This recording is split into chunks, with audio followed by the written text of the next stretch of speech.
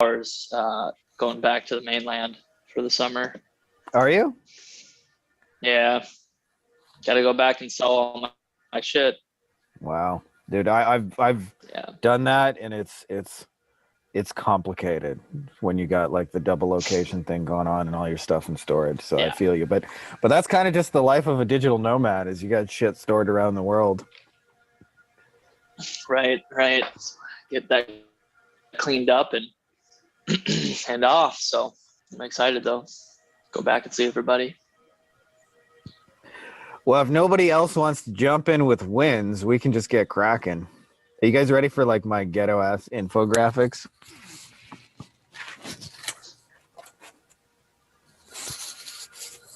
Oh, we'll do it with the Mexican hat. I think it's just a little better this way.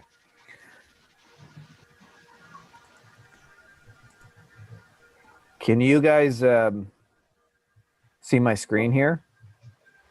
You just let me know if you see the old launch meeting. Zoom. There we go. So this was inspired by a couple of you guys, because you guys are all like scaling in different ways. And I kind of wanted to show you like some old way, new way. Because if you get this, man, your life gets a lot fucking easier as you scale. Not picking on you, Joseph, but I've done it the way you're doing it right now. And the way scaling looks like is, I'm just going to tell you how it was for me, and I'm sure it's a similar experience, is you stare at a screen a lot, often in anticipation of pissed off emails and messages and text messages from clients. I just got one. Yeah, and the whole thing feels like a grind. And the hardest part actually for me, and I'm not saying this is the case for you, but I just didn't really feel good about it. Like, not everybody was happy with me, and like, you know, I was trying my best to fulfill on these promises. And part of it is just like being stretched in 1,000 direction, you know, death by 1,000 cuts, where you're doing your best to do things. And often what happens is you go into the promises of the agency life like intending to fulfill on them, right? Like, so when you have 3 to 5 clients and it's just you managing them all, and you say to a client, I'm going to deliver this thing for you, and you do, you mean it. And then you think when you have like 20 clients, you can do the same thing. And then you end up, like in your case, having to bring on a media buyer and this person. Then it turns out, oh, I made the wrong hire on a media buyer, or this person, or this client's more difficult than I thought they would be. And then you just end up with a lot of people that just aren't happy with those arrangements the same way it was when you have 3 or 5. And I've heard you say that magic phrase that I've heard about like 50 times, which is the agency model isn't scalable, which by the way isn't true. But it feels true in your situation. So I want to kind of show you that. And the way I've built my agency now is really, really different. This was a picture Ilka took the other day, but honestly, I swear to God, this is just a typical day. Like, we were just out on the beach, chilling on the water. That's most of what, I'm not as cool as Kyle, just so you guys know. Like, I don't actually live on the, I have to drive 2 minutes to get to the beach. So that's like not nearly as cool, but Whatever. But we do, like, you know, I can see the beach from my window, and we go there a lot. And not an unimportant detail, by the way, for those of you guys who are scaling, is like the clients are happy. That I still actually, you know, Joseph, I have a little bit of PTSD. Like, even now, sometimes I check my email and I just expect like there'll be a pissed off client somewhere, and I go, oh, that's right, like people aren't mad at me anymore, right? But there's like still a little bit of just like, I check my email with like, I hope like nothing broke and nobody's mad at me, and there's no why the fuck is this happening kind of messages. And monetarily, there's passive income involved in this that wasn't there before. So like, if I decide not to work next month, it's not going to suck. And so I want you guys to build this for yourselves, where you can detach. I know we probably all spend too much time on the computer. Even now, I probably, you know, it's nowhere near as bad as it was before, but too much time on technology and more time with an agency that Gasp gives you a fucking life and does it in a way where people are, you know, enjoying the relationships you're building. What the Asanaf, and I'm assuming it's one of you guys. Somebody just tried to get in here. I don't know who that is. Anyway, and overall that your income's growing while it's happened. So this is the first thing that, and when you understand this, that what you're actually optimizing your agency for is energy. It took me a lot of years to really get that, because usually the first consideration we think about is money. If we think, secondly, we might think about how much time it all takes. And energy actually looks like this. One of my mentors, Ken Hardison, said it really, really simply, is I like to do things once so that I get paid for again and again. Like that's really how we want to set all this up. Okay. Afanafan is Tarek. Okay, I got it.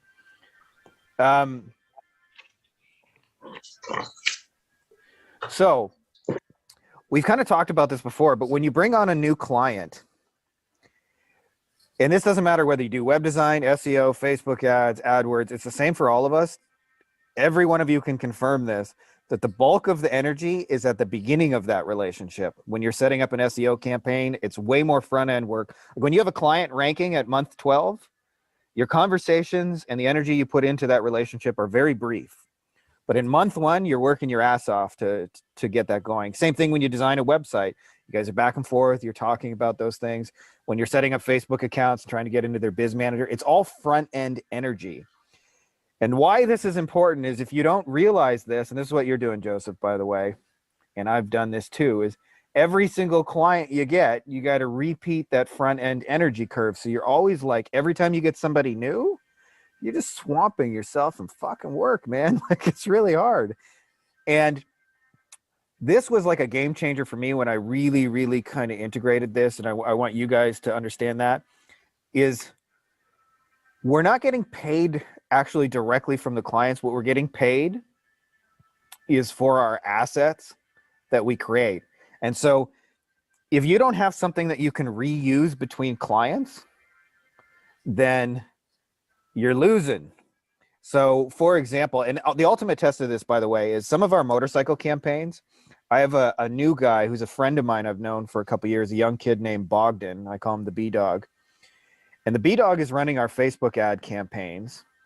And the B-Dog has never ran Facebook ads in his fucking life. And the Facebook ads he's running for clients are working swimmingly well. And I'll tell you why they are. Because the first time we put all this energy into developing them, but the second time, he's just reusing what we've already created. Same targeting, same copy, same ads, same images. And I've got him managing a couple of them. And guess what he's doing? Same ads, same targeting, same copy, same images. So, he's a smart guy and he can figure things out. But I like to joke that I could put a trained monkey to run my Facebook ads and they would work out. So this is like a huge, huge thing, that we want to design our agencies so that things can be used from client to client, so that energy curve and all that setup is not exponentially high. It'll still be higher at the front end, but way, way simpler. So like Lana, for example, you got yoga studios, and I know you have this reactivation campaign you ran for one client. To me, that's something that should be passed around from client to client and standardized and have a procedure so that you can walk into a client and boom, you can put a few yoga butts in the seat right away. And if you do it this way, what ends up happening is the solution to everybody's problem needs to be a custom Facebook ad. And then you work way too fucking hard because you got to split test and try this and all those things. And you just work way, way harder than you need to. So this has just been my experience.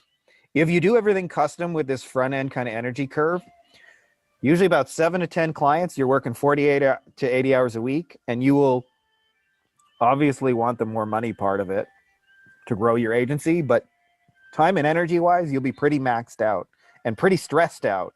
And a lot of it feels like you're like dragging clients to the finish line. At least it did for me. When you think more about like creating assets, so like you design a successful website to somebody, how can I reuse that website over and over and over?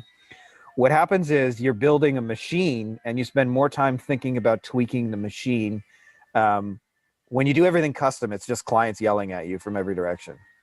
Text messages, WhatsApp, Facebook messages, where's everything coming at me? But when you tweak the machine, like for example, if I figure out a way to improve the landing page and I can pass that down to 10, 20, 30 clients, immediately it benefits everybody, right? So I don't have to work nearly as hard. It's way more energy efficient.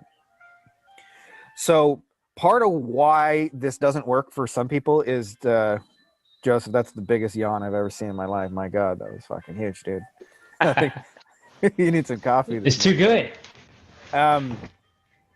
Is the biggest thing I see people get tripped up with is client selection. We've talked a little bit about the shoe buyers analogy, but I think when I was like mostly stuck in the old way, most of my clients weren't shoe buyers, meaning they weren't people who were like successful on their own, and I was dragging them forcefully often to success, and they weren't like accustomed to buying ads and growing their business.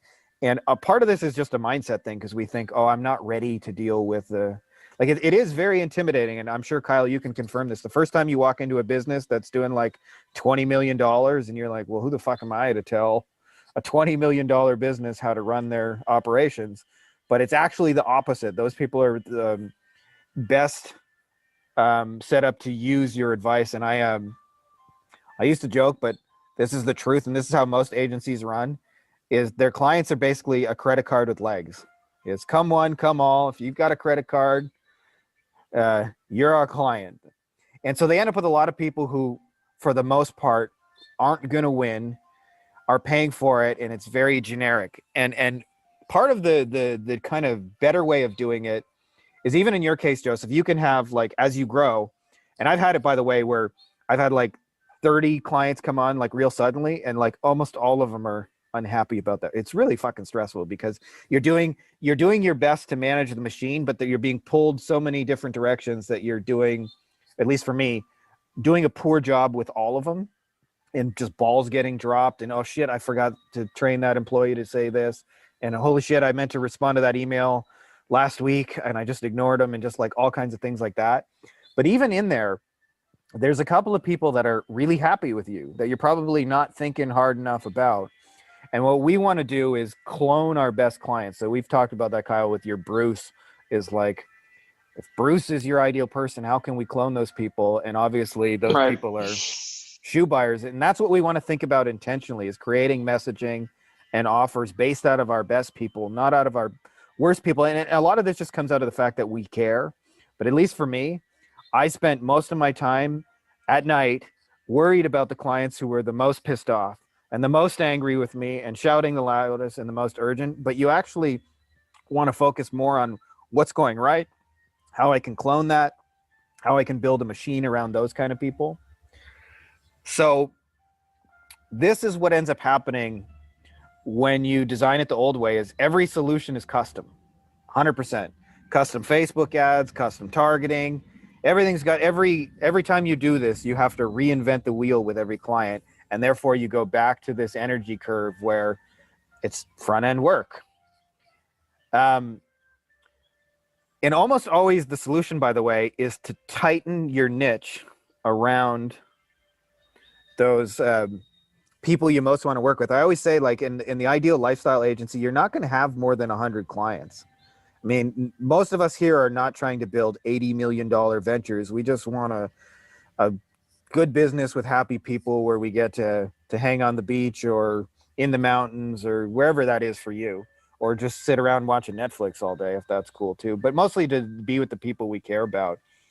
And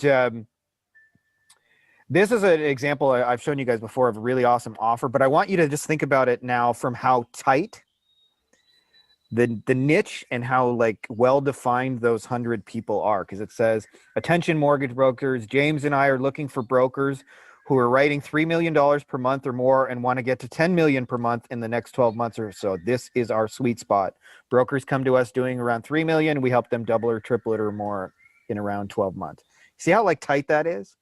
And because it's so tight, this energy curve, the first client, it's probably a lot of work for them. There's no way around that. But what happens with the second and the third client, right? They get to reuse those solutions from person to person.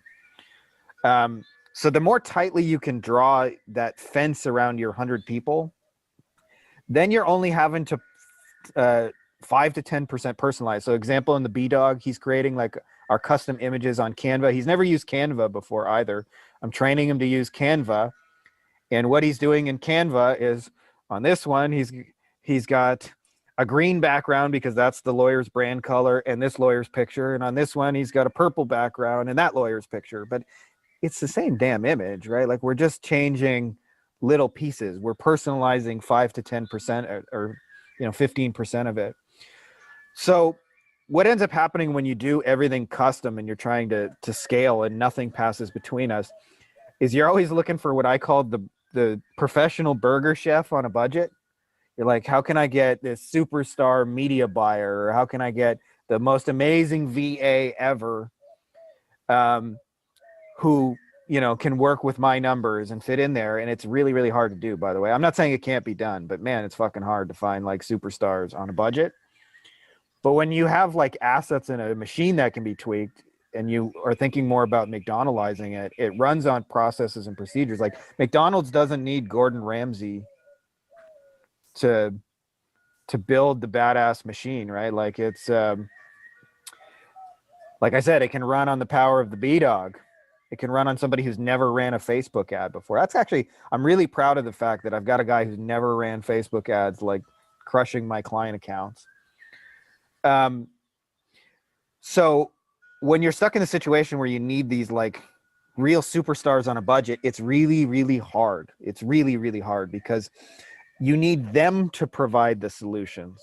As where when you have the machine, you already have the solution and you're reusing that solution again and again. And so you just need people who can go in and execute details of the solution. And this is what it looks like monetarily, by the way. This is why you want to build this energy efficient machine. Firstly, is most people who are doing this custom solution are building what the clients think they want. And by the way, what the clients think they want and what they actually need are almost always different things.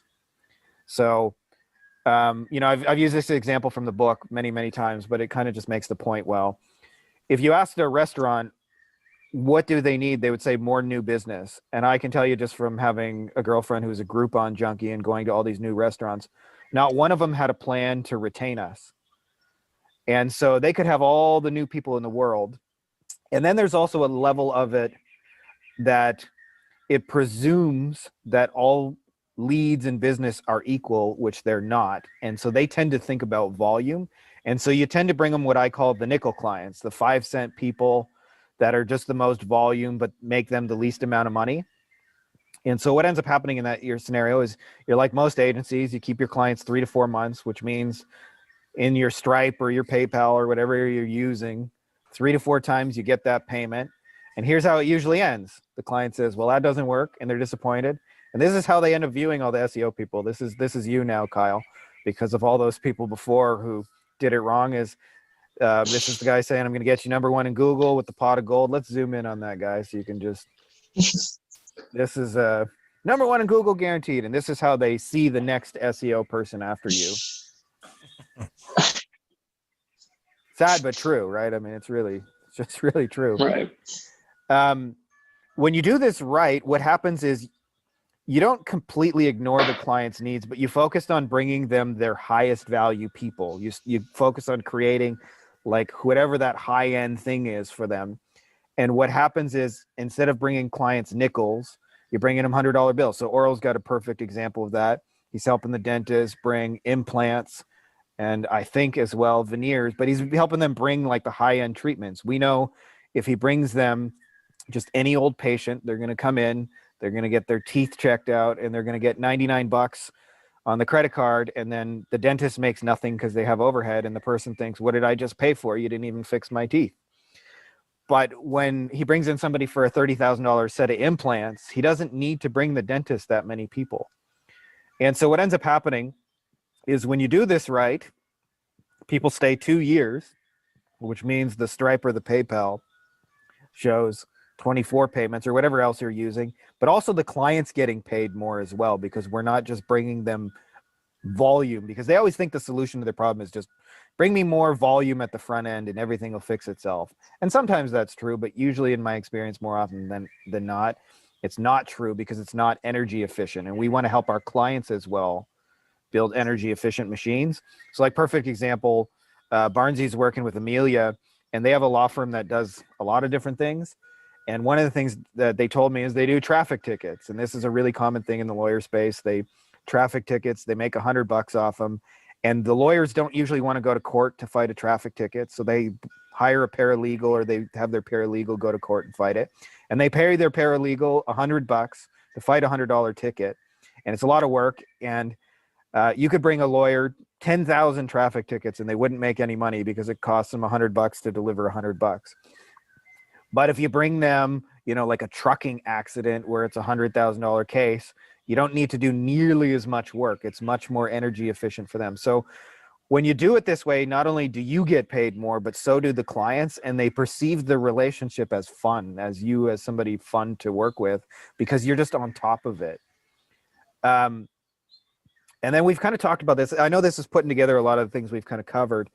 But what do you do when you get money from your agency clients? I'll tell you what most people do is they're trying to balance always sales and delivery.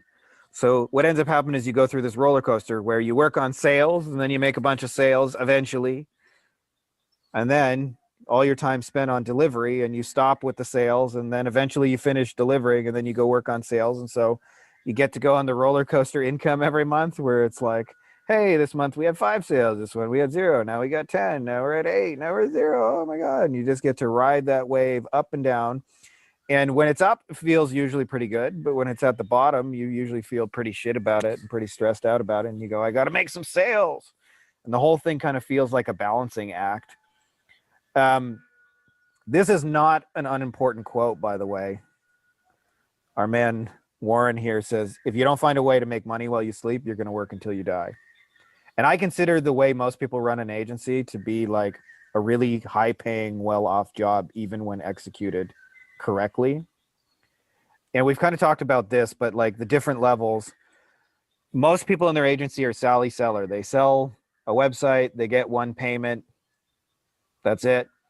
There's a level past it of recurring Randy where you get recurring payments. Like you'd be amazed if you just sell a website and you normally sell it for 1,000, just tell them it's 2 payments of 1,000 or 3 payments of 1,000. You'll almost have the same exact conversion rate. You might like lose 1 or 2 out of like 10 or 20.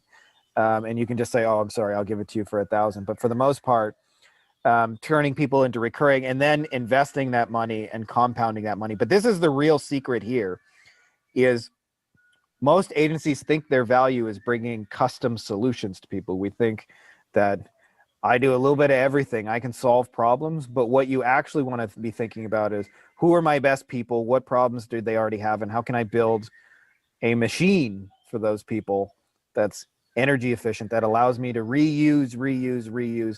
By the time you get your second client, by the way, you should be able to almost reuse everything. But now I'll tell you the reason why this doesn't happen is because when you're first growing your agency, you don't really have a plan for who your ideal client is. You don't have it all figured out. It's usually just people show up and say, can you do this for me? And you say, if you think you can do it, you say, yeah, I think I can do that. And so we end up getting like a mishmash of clients. But once you've had like 10, enough to know who your ideal peeps are, we want to start intentionally cloning those best people and building a machine around them. And then what'll happen is you can get off that fucking sales roller coaster and you can handle more people with relative ease because it's already energy efficient, right? Like when I get a new motorcycle person or this other one that we're doing right now, I don't have to like scramble and fill a bunch of things. I already have all the SOPs. I already have like, it's a tight fence around it. I can go, B-Dog, we just signed up Joseph today. Can you send him the welcome email and go ahead and get all the shit set up that we got in Asana? So this is really, really key because when you do this money part of it, where you're building assets and your income is compounding, it puts you in a position of strength where you never get in a position where you need a client's money in order, because it's a dangerous place to be where you feel desperate. And most agencies, because they're on this sales roller coaster, get desperate. And it still happens, by the way. You can be doing $100,000 a month and feel desperate because you can like, at least for me, like you can have $100,000 a month and then you usually build a team and then all of a sudden you got to make $30,000 or $40,000 to start the month, just so you're, to pay your team. And then so when somebody comes in and says, hey, I'm interested in this project, and it's not necessarily a really good fit, but you kind of need the money, you're like, well, I want to be able to feed my staff. Their families depend on this. So when you have that like compounding money, you never get in that like desperate position. You never need anybody. All right, Dave. Thank you. Yeah. What's up, brother? Say, I'm like really stuck in that one that you just said, with the paying employees and shit kind of role. And we're just kind of, we got good partners. What would you suggest, as like real actionable steps over the next 3 to 6 months should we just try to grow out of it? Or what do you suggest to try to get out of that? Well, correct me if To get like what you're saying is you're dealing with the same thing where your kind of sales are a little bit all over the place, but your staff costs are pretty static. Is that what you mean? Yeah, like our payroll is like 20-30K, and it's Right. like, yeah, I mean, we still have all the reoccurring Randy, but at the same time, it's like, we're at this like awkward stage where it's either like, go ahead and scale it up and keep going, or kind of realize, okay, maybe this isn't the route here. Part of like, I mean, there's a couple of things you can do. I get the stress because I've been there too, where it's like, okay, so like, let's just call you said 20 to 30K. Let's just say 30K on the high side. And I'm sure there's a little bit of fluctuation because you bring in freelancers and consultants and stuff a little bit here and there. For most people who haven't been there, like that means Kyle has to make 30K to start the month to be broke, right? Like that's the minimum. And if you have like a 20K month, then you got to pay 10K out of your own pocket, which is never fun. And depending on what you do with the money, you might have like 50 grand in savings, but you're like, well, if everybody left, that would only cover me 2 months. So I'm like really only 60 days away from disaster.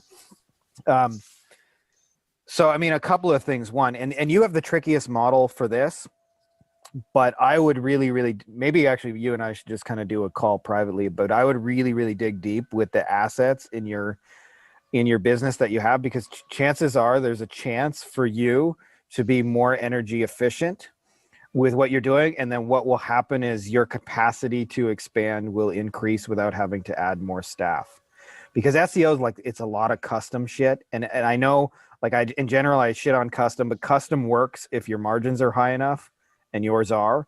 But even having said that, there's almost always things that you can use. And I would suggest the things that you do most of the time, which are almost always going to be content and citations and those kind of things, are where those opportunities to be energy efficient are. I would actually love to see your processes. I know you were scheming those out, but I'd be willing to bet that there's ways that you can pass materials from client to client. Like, for example, when you create a press release for a lawyer, which I know you're really big on, do you have like 5 to 10 templates you can just whip out and crank out a press release in 5 minutes, or is every one of those have to be done custom? The story is done custom, but we got a pretty badass formula to whip them out. Okay. Well, that's a good start. Having a formula. I think what we're doing, to your point of getting more efficient, is that it's still like a broad service, like, and we're niching down and like niching down in our own service. Yep. But we have to do it more because it's just getting to be, to the point where if we don't have a full-time developer, a couple full-time writers, like, we can't run the operation. So that's more hires that we need to do, not even, business development and sales and customer service, etc. So I think maybe to your point, just need to get more efficient on what we're offering and say no to some things. That's almost always the best thing you can do is if it's too far outside of where you have your SOPs and your tools. Like, there's a temptation to want to take it on. because it almost always helps you in the short term. But if you want to go farther, which is your case, like have that long-term focus, the more things outside your zone of genius that you do, the harder you're going to work for it. And it's hard to say no. A lawyer once explained it to me like this. Imagine you need the money and somebody walks in the door and says, I'll give you $10,000 for this, whatever legal problem I need.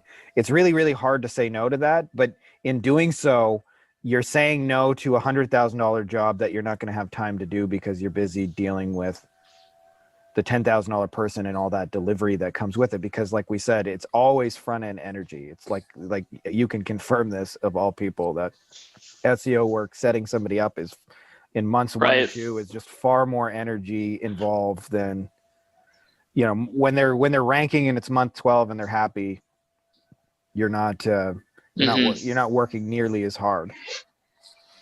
Right. And then as far as like, Okay.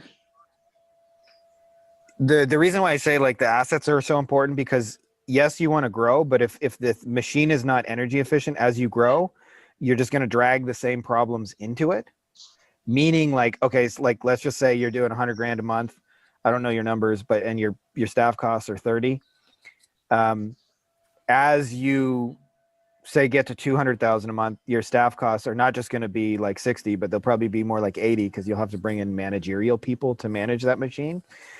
As where I'm not saying like I have it all figured out. Like I'm actually, I still learn stuff in this agency game every single day, but like, it's not hard for me to find another B-dog to manage Facebook ads and just say, here's the Canva image, here's the landing page, go watch these SOPs and build this page and do that targeting. And so if you can like tighten that ship, almost always you'll build a machine that'll go farther, and it won't require like tripling your staff to do it. But the biggest thing that I would look at is like 80-20 is like, where are you guys spending all your time in delivery? Because it sounds like it's more like there's 3 tracks in a successful agency, right? There's the track 1 I call getting the clients, and you have to have like your own energy efficient machine for that. Right. There's track 2 called delivery, and you have to have a machine that like delivers and communicates the delivery. Communication is equally as important as actually the deliverable itself. And then the third part is hiring, and that's the last one you do. And you're in a case where you're like, part of your stress is you're building all 3 of those tracks at the same time, constantly, and trying to like manage the machine all well, like, clients are incoming and the requests are coming and you're signing up new people and the ads are running and, oh shit, the ad account got shut down. And like, there's just like a lot of things going on at the same time.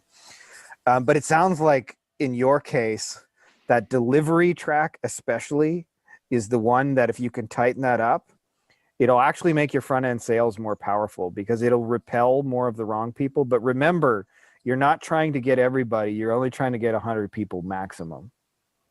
Actually, you might be just crazy enough to go beyond that. I don't know, but we'll see. I'm not. I'm chilling. But I'll just tell you personally, when I got to 100 clients, there was no part of me that thought I would love to have 200. That was not a thought that crossed my mind. Yeah. So that to me is where your biggest opportunity was. And then what'll happen is if you can tighten the delivery track and make that more energy efficient, your sales will get better because your message will get better as a result of it. And your hiring will get easier because you're having them do less things. Like actually what you did before, where you said, you had created that new offer. I remember you were saying that when you get a new SEO client, they wanted obviously to rank, and then you said almost always their current website was shit, so you had to redesign the website, and that required you to get into the web design business, and you had to get their logins. And there's, as anybody who's done web design can confirm, there's only like 35 back and forths required in that journey. Can you send me this image? Can you send me your hosting password? I'll talk to the guy. I have no idea. And they're just like that kind of thing. And what you decided, I remember at least that you wanted to test was, well, most of our results are just coming from the Google My Business. And so it was like, how can we just do that, and then you immediately removed like 47 pieces, and the messaging at the front end gets tighter and the delivery gets tighter. So that's kind of like what you want to think about, is like those two things are like what is actually producing the results here, and then look at what am I spending all my time on, and where can I create assets that can be used from client. That's the big shortcut, is like, what am I doing here for client A that can be used almost verbatim for client B? So I don't necessarily have all the answers, but if you want to like sit No, down one-on-one, we can actually like pick that apart a little bit, because I'm sure there's opportunity. I appreciate that, Frankie. And I wasn't trying to, you're kind of flowing there, interrupt you. I think, I think that's what I was planning on doing. It's just like, I kind of floated it by the team and just saw I wanted to get some different feedback on that to kind of, simplify the service a little bit, but no, that was very helpful. And Kyle, can I just add quickly, because I was talking to Frankie and it really clicked my mind that eliminate, and this is probably what Frankie was saying just right now, but eliminate is the process that should be first. Like in all of the processes, eliminate, automate, integrate, delegate, all of that. So the first thing is really to look for is what you don't need to be doing. And that's the mistake I was making. I'm on a really small scale, but I'm thinking big. And that's what makes me, go and look into the processes and really decide on what I would not want to be doing anymore. What it's not, like really break it down into the processes that are, and like, products that are profitable or not profitable, or take a long time. And for that, I'm planning to, I don't have the systems yet, but I really want to track down everything down by the time. Every single step of the process needs to be tracked down by the time and effort spent to make that process. And if we cannot make this process efficient, then we have to think about how to go around it. For example, I'm in the Facebook ad space, and just recently I came across the tool that in like 2 minutes time would connect your business manager to someone else's business manager. And even if they don't have a business manager, it will create a business manager for them and give you access to the ad accounts, which eliminates kind of like 1 hour of work at least, and all this back and forth. So I'm always kind of on the lookout for those things around where I could eliminate the process as much as possible, remove things. Can I make actually a suggestion on that, Kyle? Because I actually had Lana do something like Sure. that. And I would suggest you do this. Like, do you work at all like pen and paper? Are you a pen and paper guy, like when you get a chance? Yeah. I would suggest that the best way to do this is pen and paper, and do it like when you're away from the business and away from your phone, not when you're in it. Because when you're in the trenches, there'll just be too many distractions. Like, this is like a perfect beach exercise when you're with your woman or hanging out at a restaurant or like that kind of thing. What I would do, and I had Lana do something similar, is make a list of here's every client what we have, and here's everything we have to deliver, and including like the communication part of it. And then across from those, I would make, just rank those things by a couple of things. One of those is the time. One of those is like the energy required. And one of those would be like how it contributes to the results. And inevitably what you'll do when you make this list is you realize, like, you'll see some task. Okay, I fucking hate doing this. It takes a lot of time, and it's not even really the thing that's contributing to the bottom line. And you go, how can we just eliminate that altogether, or minimize that, or shrink that, or combine that with something else, or automate that, or put in some go high level? But you'll look at the things, and those are the things that actually are the most liberating in your agency, when you can just eliminate like 2 or 3 things that you just fucking hate doing, that you realize actually aren't actually all that important to what we're doing. So I don't know what those are, but there's, when you make that list, there's always like opportunities.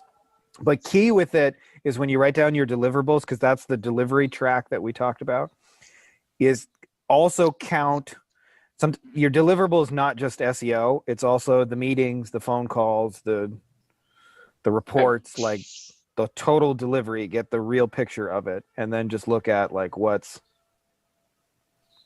the key in all of this, that we like what's actually producing the results. And then like I always say, like it's worth it to optimize for fun and energy level, because if you're just like swamped in all these tasks that you don't like doing, either sometimes they can be eliminated, or sometimes those are the ones you can put people on, or you realize like I can just combine them. Like when you have it laid out in a map, you can start to see how you can pass things around your own machine.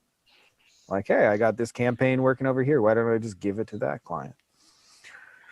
So it was task, time, effort, or energy? It's basically timer, but then I would also add, in your case, the results, because like its overall contribution to the results. But time, energy, and contribution to the bottom line. Those three things were it? yeah, I think in those cases, those would be really, really useful. And what you'll see is inevitably some of the things that are taking up all your time have very little contribution to the end result. Frankie, I wanted to just ask Kyle something. I mean, I thought that Kyle, you basically have some, Google My Business software, don't you? So that's like our main service. Because I was thinking, because based on what Frankie said, I was kind of thinking about, because you're kind of quite, as far as I understand, badass in terms of Google My Business. And what if you kind of, this is kind of Frankie's word, I'm just adopting it. But I'm kind of thinking that what if you kind of rented that software out to other, basically agencies that deals with lawyers, and wouldn't that be kind of something that could contribute to, your bottom line? Yeah, I mean, that's actually, I mean, look, to answer your question, yes, to an extent, and we are building that out. That's a lot more work than we ever anticipated. To go through and build that out, and build, like Frankie, with all the formulas, right? Every little thing that helps rank the Google My Business. I've been pitching to the guys, my partners, the teams, like, I'm like, we should just go all in on that. So we get the hell out of designing websites, because there's so much that comes with that. And then even doing organic SEO to an extent, like we'll still offer it, but that's not what we're pitching, because that takes so long too. And I know that we can get a referral machine rolling. But one of the issues, I guess, that I'm having right now is I hired out all the shit that I don't like, but now I'm having to train them and just like double check, and we're like building the processes, and I'm still like flip-flopping really, really hard, but I'm paying out the money still, and I'm still like in it, and we're almost out. But I was just trying to get like a clear picture on like what. Because, I mean, that's what kind of Frankie says, right? It's kind of the investment in the beginning, but once you've kind of gone out of this hole, then basically you're out of it. And I mean, you're kind of building a moat around your business currently, right? Because once you have kind of made that process and put everything in place, nobody wants to go through that shit or that hell, right? To get to where you are. So basically, you kind of just kind of, keep grinding. Basically, that's kind of, if you think that that's kind of building a process in place, then obviously that's a good idea. Just to kind of see it through, because you're already probably 70 or 80% out of the hole, isn't it? Yeah. I mean, it's definitely like in perspective, it's getting towards the finish line. It's not there. Yeah. But it's definitely let's do a deep dive on that, there. Kyle. When you get a chance to go through that checklist, maybe I know you're traveling, so maybe sometimes next week or the week after. And and then if it's okay with you, I'd like to share a little bit of the findings with everybody else. You are in a little bit of a tricky situation. This is just my experience. SEO is the hardest business to pass assets between. Like I've told you before, how I did it is I had like 10 master articles in my niche that, they were like magazine quality plastic surgery articles, because that was where I was writing most of my content. And I was like, I had a process to train my team not to write new articles, but to rewrite existing really good ones. And that was how we were able to like create content really quickly and pass it. But it's still like there's an element of custom, because as you know, Google doesn't want you using the same articles and the same content. But I'm sure if we do a deep dive on it, there'll be opportunities to make it more efficient on the delivery side, which will ease up everything else, because your hiring will get easier because there's just less moving pieces to train people on. Like, I've watched a little bit of Hell's Kitchen, and Gordon Ramsay yells at people a lot for screwing shit up, but they don't get yelled like that at McDonald's because it's just, it's a simple process. So I'm sure there's Right. opportunities to shrink that, and then what'll happen is your sales message will get better as a result. And so all three tracks will maybe I'm wrong, but it definitely looks like your delivery track is the bottleneck right now. And it's normal, by the way, because you're in a 100%. situation where you're just juggling a lot of shit. Like, you get client requests fucking constantly, and Right. you Right. guys are sales, and you're growing, and team members are asking you what's going on. So I've been there. So it's hard sometimes to like just step back and look at how do I energy optimize my machine. But man, you'll make your life so much easier for just taking a couple hours and like really playing with that a little bit. Okay. Yeah. It's kind of coming together. I currently, like, I don't know if he's still here. The other guy in the group that's good at ClickUp. Oh, Dave Yeah, had Dave. good. Dave's got all his bureaucracy. Yeah, Dave. In ClickUp, you can sign high energy, low energy tasks as well, and we're trying to like put that into the tasks and get that dialed in as well. But no, I appreciate everybody's feedback. I mean, that's kind of where we're at right now. But I'll definitely do this exercise on anything that we haven't done already, Yeah. and then try to like chill and look at it like that. And you may just find, like, if you sit with it long enough, energy efficient things, like, for example, it may not even be deliverables. Like, it may just be like, hey, I built all these SOPs. Somebody else would probably be interested in leasing those from me. I already made them. And like, other income opportunities may present themselves that don't require more work. Part of the reason, by the way, that I actually built this kind of like coaching business, because I was already doing the agency anyway. And I was like, everything I do in the agency can be passed over to the coaching business. So like the assets work back and forth. So it was energy efficient to me already. People are like, oh, you can't grow two businesses at once. And I'm like, well, it's really the same business, because like I look at it like, energy efficient. It's not more work for me to add in more of you guys, right? And plus I love doing it. So there's like a fun element. I'm just going to move on here, and we can come back to this stuff in a second. One thing I think a lot of agencies as well, old way, is this is how they communicate with clients. Monthly report. I'm going to send you a monthly report. As we've mentioned, most clients find the monthly reports confusing as shit, and you just make your clients feel dumb by sending it. And if you don't, they don't always know what they're buying anyway. They don't, like, it's really, really confusing. And we treat it like, if we reach out to them at set intervals, but I think it's way more intelligent to design your communication where it's a little more front end heavy, because that's when they're the most unsure about the relationship, when the trust. And it doesn't have to be like world beater communication, greatest ever. Like I've said, sometimes just sending a text message to a client saying, hey, we're, I know you're not seeing like yourself number one in Google right now. We've got a long ways to go, but just, we built a ton of backlinks and did a ton of work here behind the scenes, and that's going to be slowly moving us up. I'm really excited to see what's coming forward. And we've talked about this before, but most agencies manage their communication defensively. Client says, hey, call me. I want to talk about this. And the more you can design it offensively, where you're intentionally reaching out to them, and designing it where it's more front end heavy, you build far more trust, far more trust. Because we assume they know we're sitting around building backlinks, working on citations, optimizing listings, updating the website, setting up the Google, setting up the Facebook ad. And actually, they usually have no fucking idea. And if they don't hear from us, they assume nothing's happening. So you also want to design your communication so that it's like front end heavy and goes out automatically, right? Like my communications are transferable from one client to another as well. So I'm not like reinventing the wheel with communication. The difference between the message I send from one client to another is I change the fucking name, right? Like for real, like when I send, the welcome letter, I literally just change the first name. That's it. That's how energy efficient it is. And so it's pretty easy for me to train somebody to go, hey, can you change the name Hendrikus to Joseph and then drop this in the mail?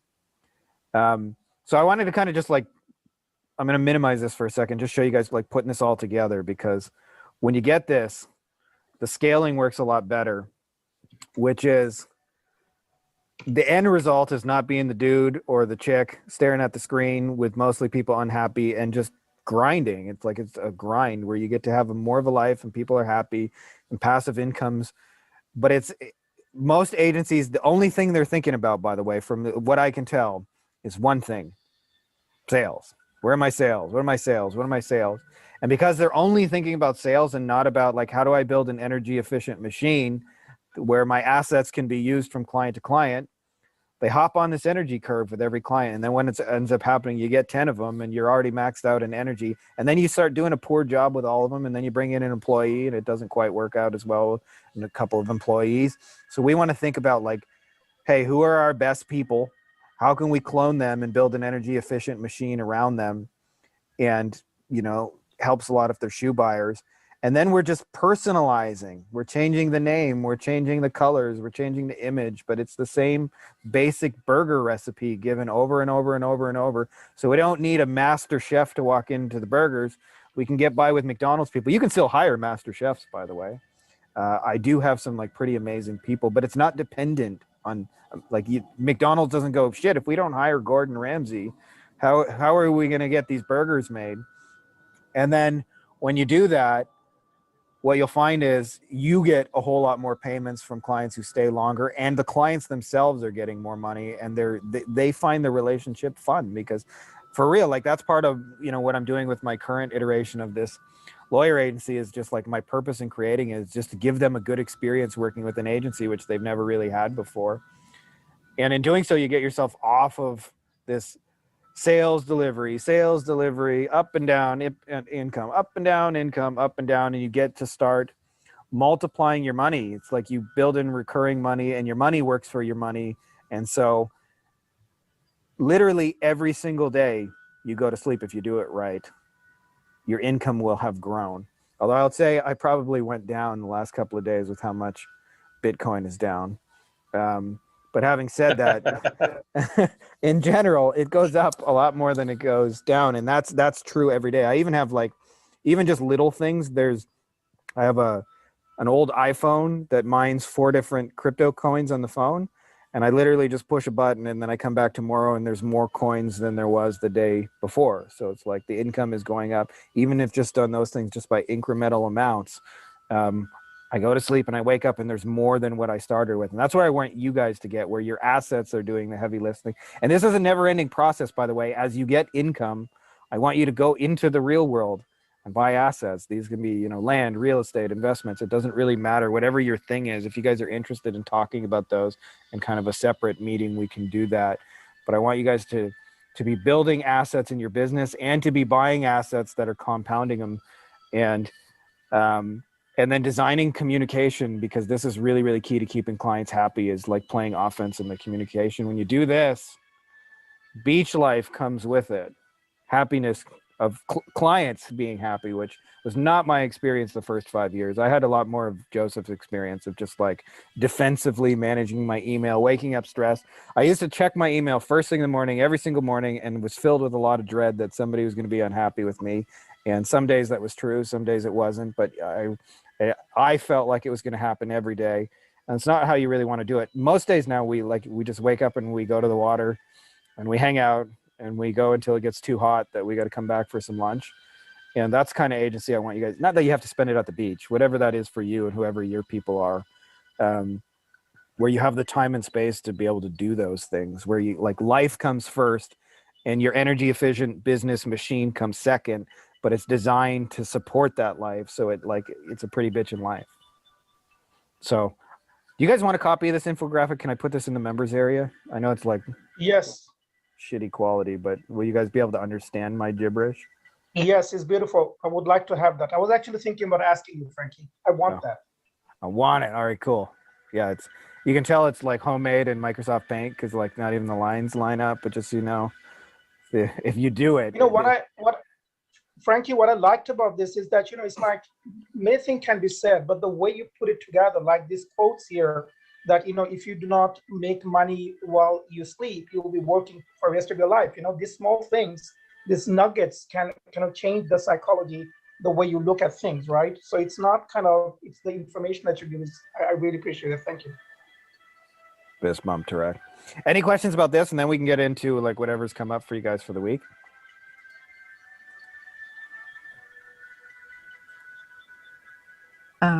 I always have questions, but I just don't want to. Yeah, no, fire away, because everybody benefits from the questions. We're all in the same boat here. Awesome. So, well, in order to create those things once and get paid again and again, the one thing that, for example, in the Facebook world, when you use images, we take images from our clients. Most of the time, we just take images as they are. And we tried the raw images, like, I mean, there's nothing needs to be done. But the question here is, for example, it always will affect the performance, right? Mm-hmm.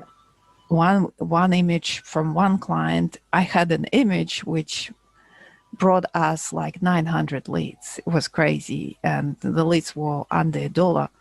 And that was all, it was all about the image, and we knew that. Now, how to optimize the process when you know that, okay, I know now that this image worked really well, but when I work with the new client, I know that I will be kind of working with new images from them. Do you use like same image when you mention same images? Do you use like literally same stock image, or how do you do that? Well, this is a very, very good question. So yeah, so like when you think about energy efficient machine, the first thing is if you got something that's like working like gangbusters like that, my question is, more than likely, if you're, in your case, you're working with a yoga studio and they're like, they have a physical location. So let's just say they're in Miami. I know they're not actually in Miami, but they're in Miami. And that ad works like great in Miami. Well, nobody in Atlanta has seen that ad. Nobody in Los Angeles has seen that ad. Nobody in Idaho has ever seen that ad. So if there's a way to reuse it, then for real, I'm going to run that ad forever, because we think we have to always come up with something custom. Now, there may be a situation, I don't know because I'm not looking at the image, but it may have just been very unique and specific to that client. And you may have got lightning in a bottle and you can never duplicate it. And those are like cool to have.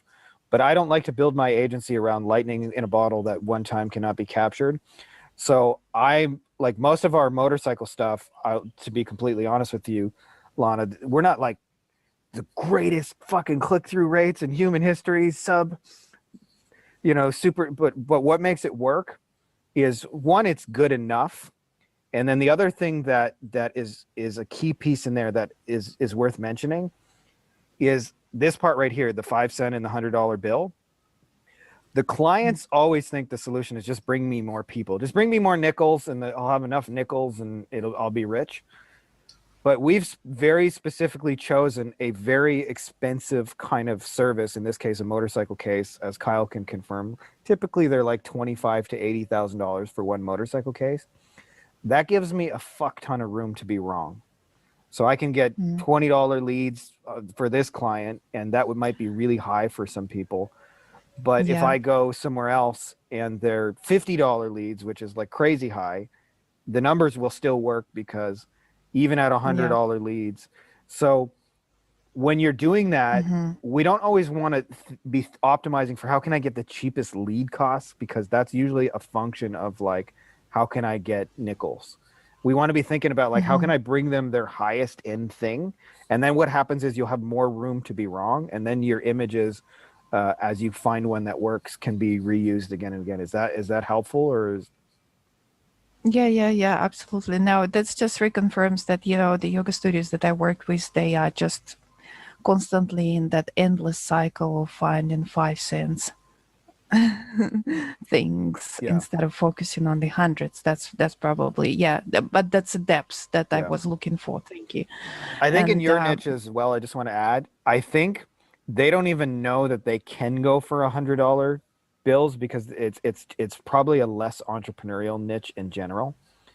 And so you may have to be the one to invent the $100 bill and bring that value to the table. Like, Yoga studios probably sell their $100 a month membership and don't even realize they could have a $5,000 or $10,000 upsell. And I know people say, "Oh, it doesn't work in my niche." And the closest niche I can think of, I've got a friend. I mentioned them to you in our messages, but just for the sake of everybody else, Joe, and I forget Joe's partner, Joe and Clinton. So Joe and Clinton run like 30, 40 martial arts studios in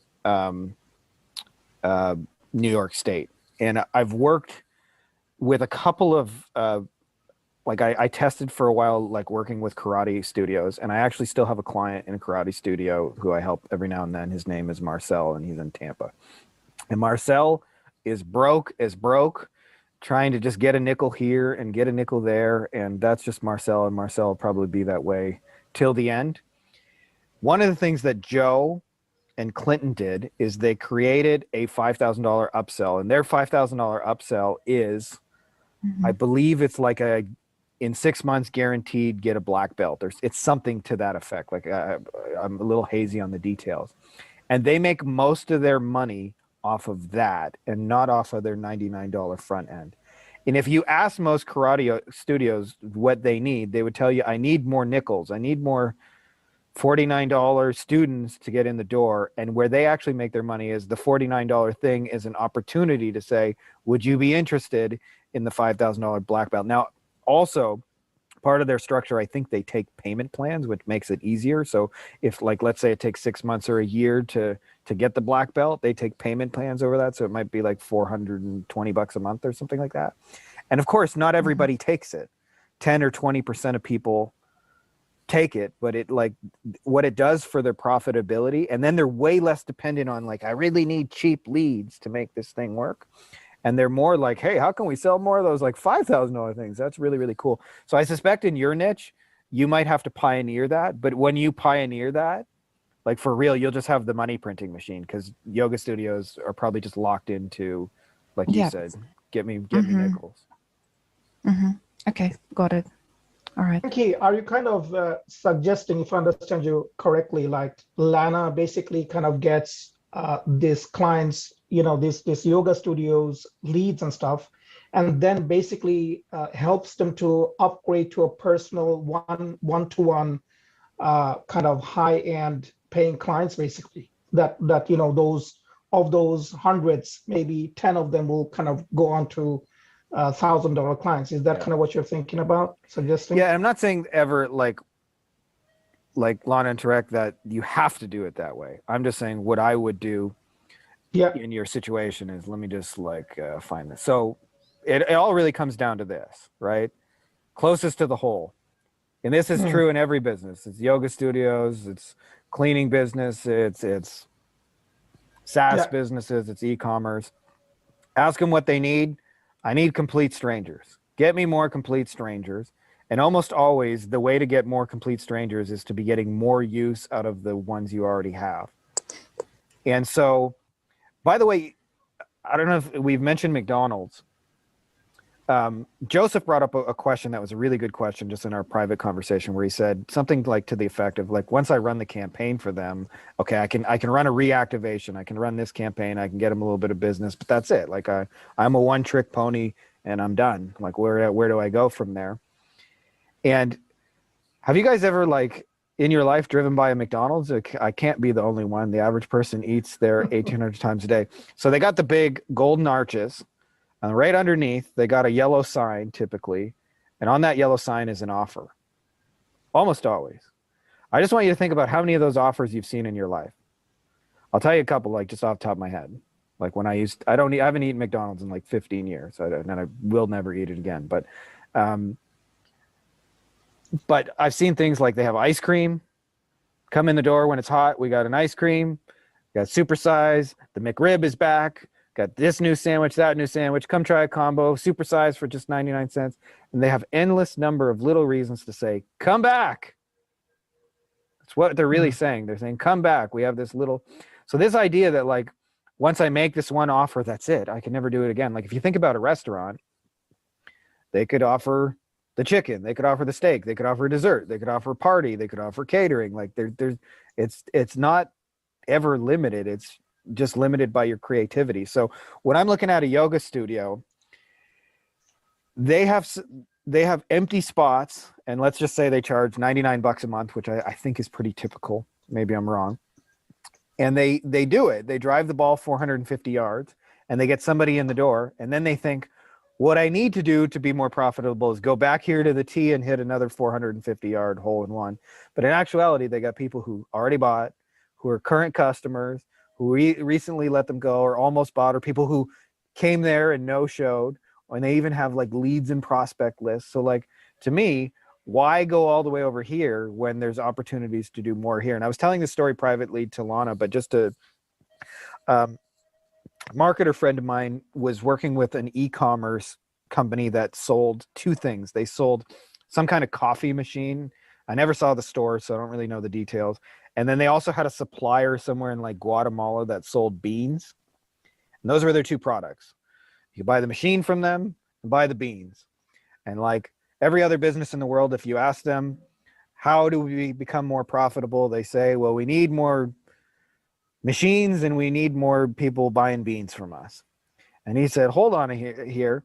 And he, and this was obviously pre-COVID, but they had some kind of facility down there in Guatemala, and it was a beautiful resort location, and they grew coffee. And so he came up with the idea, why don't we create like a $5,000 like coffee lover retreat? And you come down here for a week and you stay in paradise, and you get to see how the coffee's made, and you get to pick it, and you get to smell it, and you get to taste it, and everything you'd ever want to know about coffee. It's for the extreme coffee lover. And they sold that.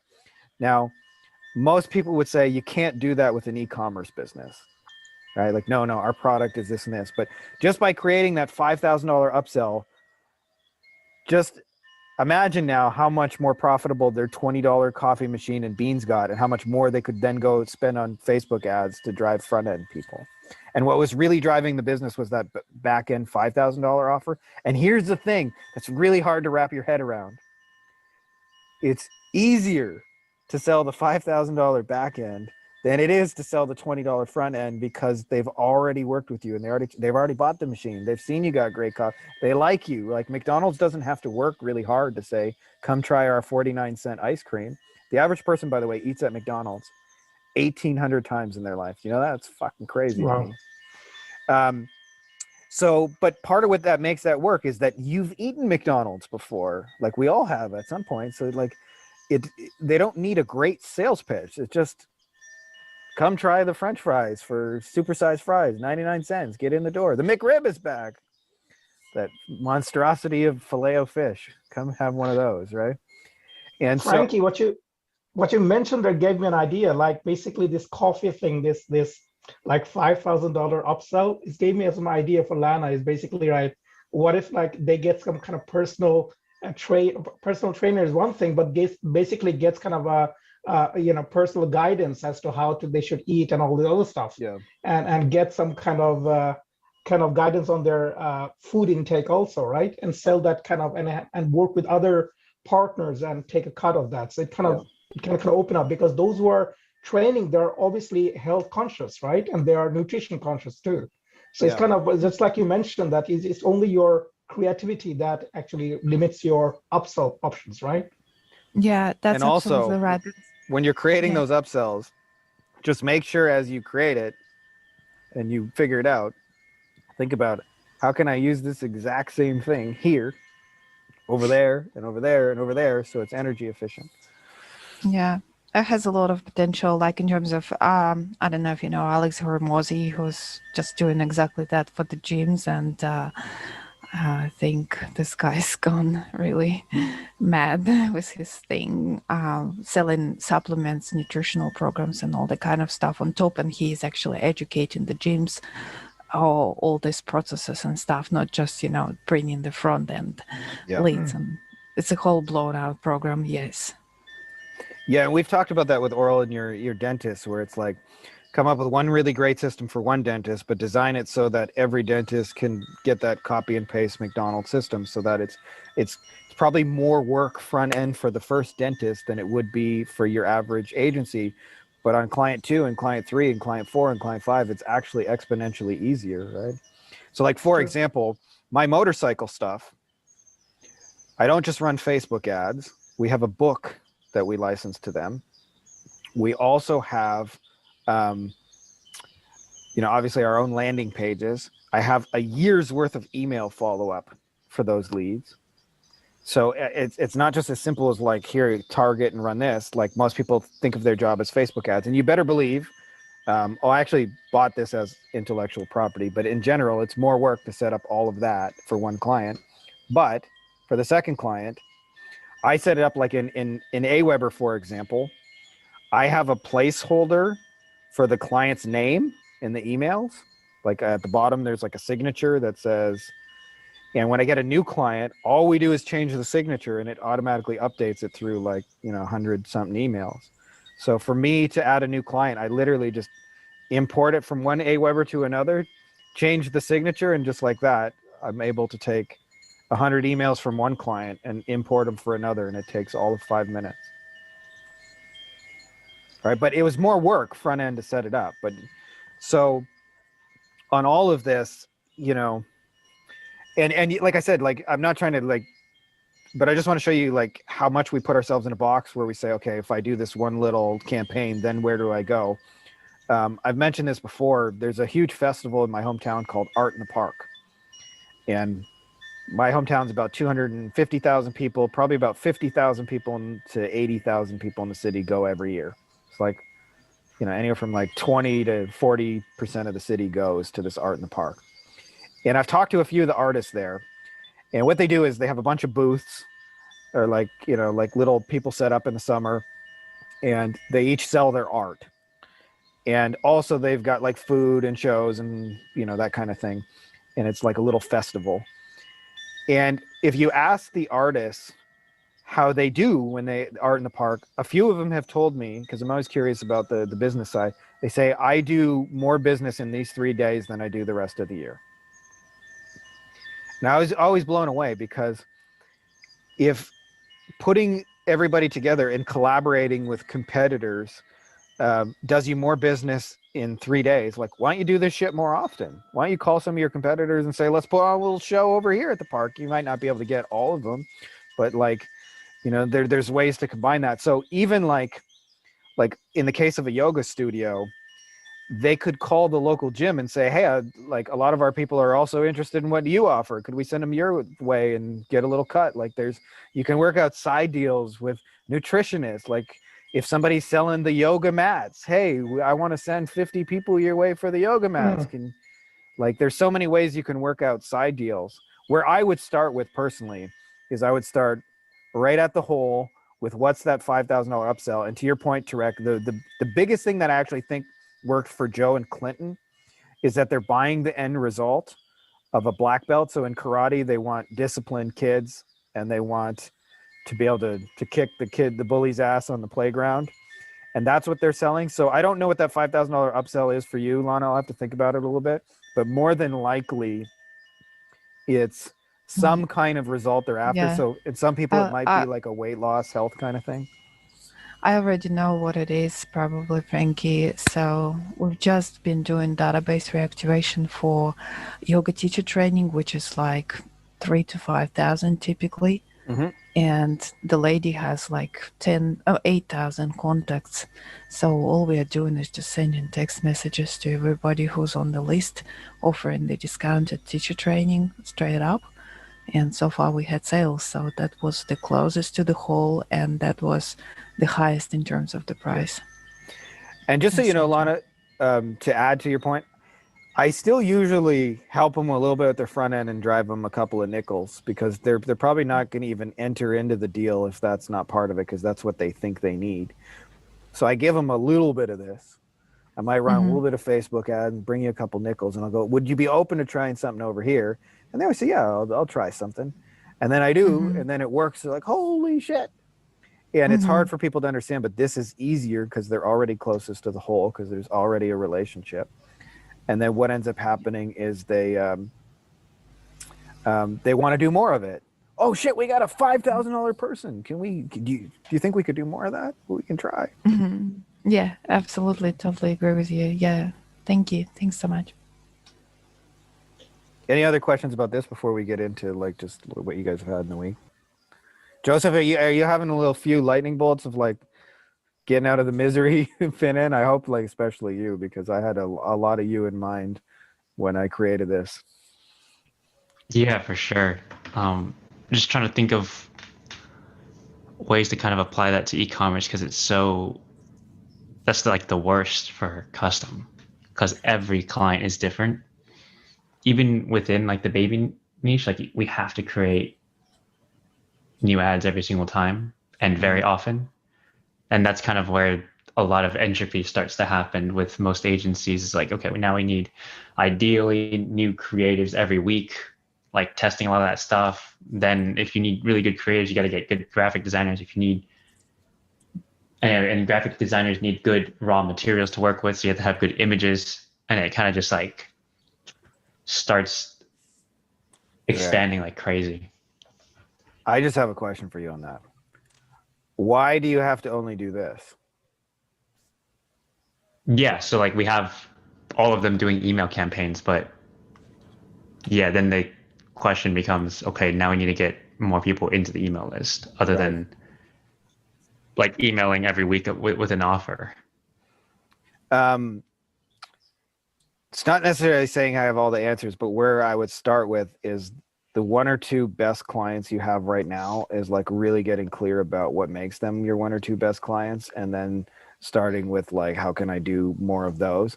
And I think in some cases what you'll find is they have more assets to start with already, and so there's less to build. Like I'll give you like just my experience, for example. Like I was one of the first to do Facebook ads for personal injury lawyers. Like for years, for personal injury lawyers said, oh, Facebook doesn't work for us because you know, we got to catch people when they've had an accident. You can't really do that on Facebook because you can't call people out on Facebook ads and say, did you break your fucking knee in the car? Like you can't say that. And so it was just a thing. And so I was able to actually figure out a way where we could generate leads and do it where it was like Facebook compliant. And the first few guys I generated leads for, like I could have sent them 1 million leads and they would have never closed them because Facebook leads weren't like super warm. They were just like, yeah, okay, I kind of fit that description. And, you know, tell me a little more, but they weren't like, I'm ready to hire this lawyer. And the thing with Google ads, they were already searching for a lawyer. So they were more like kind of served on a plate. And then I worked with this lawyer in Corpus Christi, Texas. His name's Greg.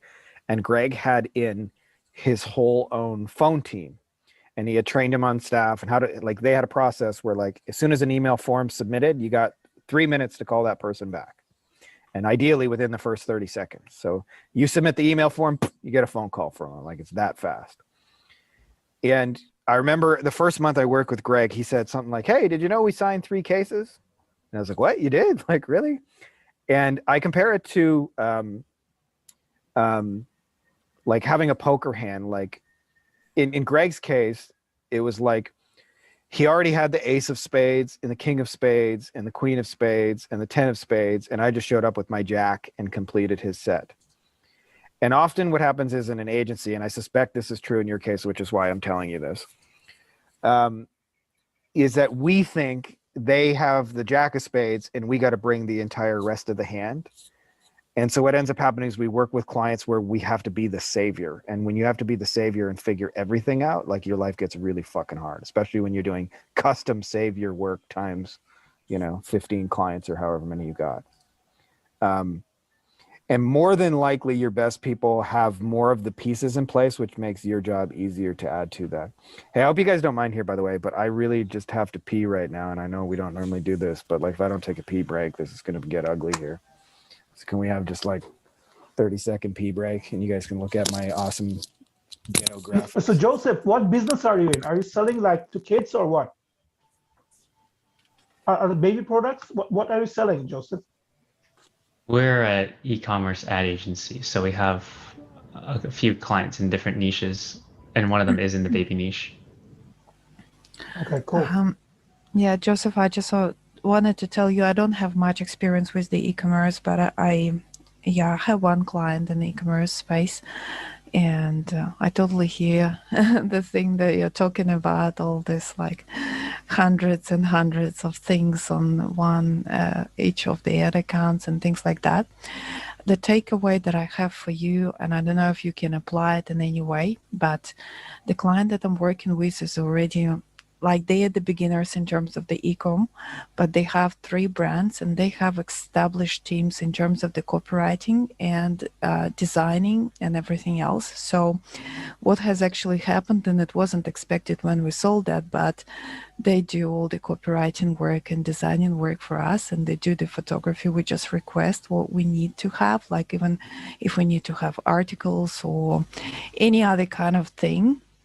And I found that being a really good thing, because that made the client think and reevaluate, the amount and the volume of work that is required for the e-com in general. And I was thinking, gosh, if we were doing it ourselves, that would be such a big thing. So I would probably tie it up with the pricing and everything that is inside your product. So, or set the right expectations with the client in terms of the amount of what they would also need to provide and contribute along the way. So kind of, it happened to me occasionally that it was just a sharing thing, but I think in the future I would be emphasizing that they would have to participate in that as well. They are in that game, kind of. They want to win as much as we do. Yeah, exactly. Like the best client that we have right now, they have just kind of the best creatives and photos that they already had. And the ones that aren't doing well, most of the time they don't have that great of like the raw materials to work with. So just doing more of that would definitely help. Can I just add like 2 things that also I just want to kind of plant seeds a little bit. I know like you have a lot of skills at Facebook ads, so there's a tendency to like look at every solution as like a Facebook ads are the answer. I found like when I first did SEO, that's how I saw things. Like I was just like, I'm going to rank that fucking website. It's going to get traffic and that'll be the answer. Right. And especially because SEO has the capacity to bring like a lot of free people if you do it right. So like the numbers work if you got free traffic, no matter what. And so I got into this trap for a long time of thinking like SEO is the answer to every problem. And the more I started working closer to the hole in the back end, the less I became interested in even touching the front end at all, because it's like, it's actually the hardest work. The client pays the most attention to it, and they always want cheaper lead costs. So the only solution is to get my lead. You got my lead cost down to a penny? Do you think we could get it down to a quarter of a penny? Can you get it down to a peso? And just 2 people that come to mind. I have one of the guys actually in the group. His name's Robert Siegelquest, and Robert, he does e-commerce and he only runs back-end campaigns for them, as I've mentioned before. And what he does, kind of like the art in the park, is he just finds new complementary products to that business, and then he just endlessly runs the same email campaigns. And so the only real custom work he's got to do is just to find complementary things that they can make affiliate commissions on. And so once that store has a customer, he's the guy who just like keeps keeping the customers happy and finding more and more related things. So, he mentioned like he's working with a camping store, and they sell like sleeping bags and tents. So he found water bottles that are really good to travel with, and he found like cookware that's just really conducive to camping, that folds up neatly into camping. And he found like some kind of food supplier that has like camping things, and it's all like themed around people who are going camping, but he just found more and more and more complementary things. And then some of those people had RVs, and I think he was selling awnings for like an RV, because that's like a thing where like your awning breaks. And so he just finds more and more, and he never ever goes over here and helps them figure out the front end, which is the thing they pay the most attention to and scrutinize the most. Everything he does, by the way, because it's perceived as extra money that they wouldn't have otherwise had, nobody busts his ass about click-through rates. Nobody busts his ass about open rates, or this campaign only made us $500. Like, he doesn't get any of those things that you get at the front end. The front end, they're like, what the hell? Why is our Facebook ad cost so fucking high, right? Like, because this is where all their focus is on the front end nickels. But the thing about it is he gets to reuse those campaigns on the back end over and over and over and over and over and over again. In fact, he can, like, I think he told me he's got like 10 campaigns. He just reuses them over and over. And just the only thing that changes is he swaps in different products. So that's one thing you may want to consider and for him, then he doesn't have to reinvent the wheel and he doesn't have to like get into all the nitty gritty of Facebook, unless you love doing it, by the way. If you love doing it, stay there. And then also there are people that I have in one of my masterminds who they go to e-commerce companies, and usually they have to be minimum 7 figures, and they help them create usually like packages and new ways of like combining their products, sometimes with info products and things like that, and creating these kind of $5,000 upsells. And they do it all as a revenue share percentage. And the reason they do that with 7-figure companies is they have like a certain volume and they have a certain amount of customers already. So it's easy to like do big numbers fast, because like, you know, if the business is already doing 4 million a year in sales and you are pitching the customers on something and you can easily add 25%, that's $1 million in sales that you're going to get a percentage of. And all of their work is custom, and they have all the same challenges you do. Everything's got to be like, the wheel has to be reinvented, but at a percentage of $1 million, it's worth it for them to reinvent the wheel. It may not be on Facebook ads, you know, at like 2 to 3K a month. They've got at least a 0, usually sometimes 2 on you. And so they're doing the same work, but getting paid far, far more for it. But a big reason why I'm so big on like doing this is because everything here you do is seen as extra. Everything here you're doing is seen as necessary. And so like for real, like if you work for a business, they watch you like a hawk over here. Everything here is just like a bonus. So like nobody watches your open rates. Like when Lana sent the reactivation campaign for the yoga studios, if they just get one person, they're not going, holy shit, you emailed 5,000 people and you only made 1 sale. Those numbers are terrible. They're usually actually pretty stoked. We got 1 person. Do you think we could get 2? And so that's a big reason too, is you get to kind of have more autonomy over here, and there's less pressure of time and energy and to make it all work really quickly. So I hope I'm selling you a little bit, at least on just like Facebook ads. I know they're a really powerful tool in your belt. For me personally, I do run Facebook ads, but not right now because our accounts are banned. I run a little bit for clients, but I run them exactly no more than necessary.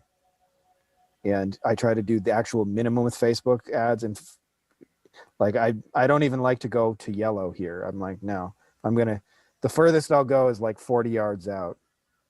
So I think in your case, if you just like spend some time, like thinking about your best client and what they brought to the table and how you might help them over here, you may develop a whole spin-off business that's like A, more profitable, and B, 1,000 times easier than what you're doing. And I just know that with everything you're doing with the custom Facebook ads, you're stressed the fuck out. And I was in your shoes too. So I probably even more stressed. You at least meditate. I was just a fucking nervous wreck and anxious about the whole thing. And I know that there's easier ways for you to accomplish their goals than what they're telling you they need, which is this. So I don't know if that's useful to you or anybody else, but I think you can make your life less hard than it is. Yeah, it's massive. I haven't even thought much about leveraging their existing list of past customers or anything like that, other than just like emails. So kind of getting creative at that point to help them do that. Like I was thinking of text campaigns and things like that is a massive thing. It's the same thing. As long as you're working closer to the whole, everything you do that's extra. The funny thing is, usually when you do those things, the Facebook ads start working. It's hilarious how that works. Because like I have a friend, he's a ClickFunnels 2 Comma Club Award winner. Barnesy knows him, who just visited me down here in La Paz. His name's Peter.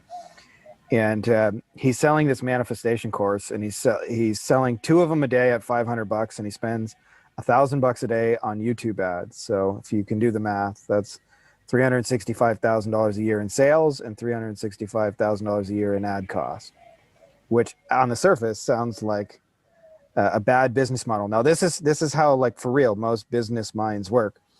I asked him, what do you think the solution is? And he tells me, got to get my ad costs down. If I can get it down just 10 or 20%, I'm going to tighten my funnel. Then it'll all work. And I'm like, why don't you just sell those people a second thing? And he did. While we were here, we put together this little campaign. He's like, we sold $25,000. That's the first money I get to keep. How cool is that? And I'm like, dude, you should have been doing that from the start. Maybe if I just could add, Joseph, is when we were taking client on board, we really dived deeply into LTV instead of focusing on ROAS, so that we understand that when they acquire the client, how much they can squeeze out of the client. I think this is what Frankie was talking about anyway, definitely. but I think it's an important point that before you onboard the client, you know that they agree with you that ROAS is a good metric, but it's all about how much you squeeze out of the client on the way down. And that they don't judge your performance by, just saying, we spent $30 and they bought $7.50, thingy. So that was just the expectation thing as well. That's huge, actually. Redirecting their focus to LTV instead of ROAS. That to me, the more a business is focused on LTV, the longer they're going to be around. The guys who are only ROAS focused, usually those guys, if you do this long enough, you won't see them still in business in 2 years doing the same thing. Dan Kennedy says, the person who can pay the most for a customer wins. And the person who can pay the most for the customer is the person who has the single biggest long-term value. I've seen this actually in the legal space. When I first started working with the lawyers, I worked with all the broke, struggling, non-shoe buyers. Those are all my people that I started with. I was like many of you, I'm like, oh, I'm not ready to work with a big shot lawyer. I think that's how we all start. So I went after all the guys who needed shoes. And I got lots of guys who needed shoes. And I used to hear them say all the time, oh, they always knew their competitors. And they would say, there's this lawyer in town. His name's Michael Barnes. Michael Barnes is hiding in the background there, but he's the big shot lawyer in my town. He just spends $1 gazillion on TV, and I could never compete with Michael Barnes. He spends $300,000 a month just on his TV ads. And that's not even counting AdWords and SEO. I can't compete with that. And then years later, after doing this long enough, I would go consult or be in a mastermind with Michael Barnes. And Barnesy, I actually remember the first time I heard a lawyer say it like this. They were all discussing how much it costs to get him a case. And there was a lawyer there named George Sink, who is the Michael Barnes in South Carolina. And he said, I spend $6,000 to get a $6,000 case. Now, if you do the math, that's pretty bad business math, but there's a really simple reason that he did it. And it was, they never stopped marketing to their clients ever. So that meant somebody got injured in an accident, they went through the process, they got a check, they were finished. They continued to market to that person for referrals. And they used to send this newsletter, and they would send them swag, and they would do things like that. And what they found is if they saw the LTV instead of just the ROAS, what would happen is that person would refer on average 2 more people when they followed up with them. And person 1, they spent $6,000 to make $6,000, and they made exactly 0. As the ROAS is right at 1, 0% profitability if you're measuring. But person 2 and 3 came in the door, and they also were on average $6,000, and they spent almost nothing to acquire that person. Usually just the cost of running an email newsletter and maybe $1 a month sending them a letter in the mail. And so on the person 2 and 3, the back end referrals, they were wildly profitable. And if you looked at their advertising costs and how they ran their TV ads, you would think they're insane, spending $300,000 a month to make $300,000. But they knew 2 and 3 years down the road, that translates to repeat business, and that repeat business came essentially free or close to free at very low cost. And so it gave them way more money to spend on the front end. And so the lawyers that were struggling would tell you that the reason that they couldn't spend all that money was because they didn't have the budget, but the real reason they couldn't spend it is because they weren't strategic enough, that they were being out strategized, if you will, by the people who just had a longer term focus than them. And so they would tell you, and those were the guys who were like very ROAS upset. We spent $200 in ads and we didn't even get a client. I haven't even got a phone call yet. And they're like freaking out about their ROAS. And the long-term thinkers are like, okay, now that we have a lead, how can we nurture that lead forever? They have the kind of attitude of buy, die, or unsubscribe, right? Like you're either going to buy from us, you're going to die, or you're going to tell us to fuck off, but we're never going to cease following up with you. And this continued, like I said, even after that person became a client and no longer needed their services, they still marketed to you endlessly forever. And when you take that mentality, you'd be amazed at how much better the number works. Is that rant at all useful to anybody here? Or am I just like talking to myself? I'm taking notes feverishly, Frankie. This is why, What I by the got out way, of this, yeah, sorry, go ahead, Tarek. I would love to hear that. yeah. What I got out of this was that, I mean, the person who can pay most, wins the customer, right? Because they're most strategic about long term in terms of thinking short term, right? Because there's a lot of back end sales that you can do, and you can get referrals and all this stuff like that would never happen if you did not get the original customer in the first place. Yeah. Yeah, and to your point on that, Tarek, this is on this infographic here, where most agencies, I see a lot of like coaching people in the agency space, some of them who I think are really cool, and some of them who I think they're good for newbies, but man, they would be a bad person to learn from because they're just teaching you only sales. And so what ends up happening is you get clients for 3 payments, right? So if you look at sales and return on ad spend, those guys, we got ads that are crushing it. We're getting booking appointments and we're making sales and we're doing great. But if they had to be measured by LTV instead of ROAS, those agencies suddenly look a lot less desirable. If you say, hey, we spend $100 on ads, we get $100 client, and they leave pissed off 3 months later. It's very different than if like these people are paying us 24 times and are pretty stoked about it.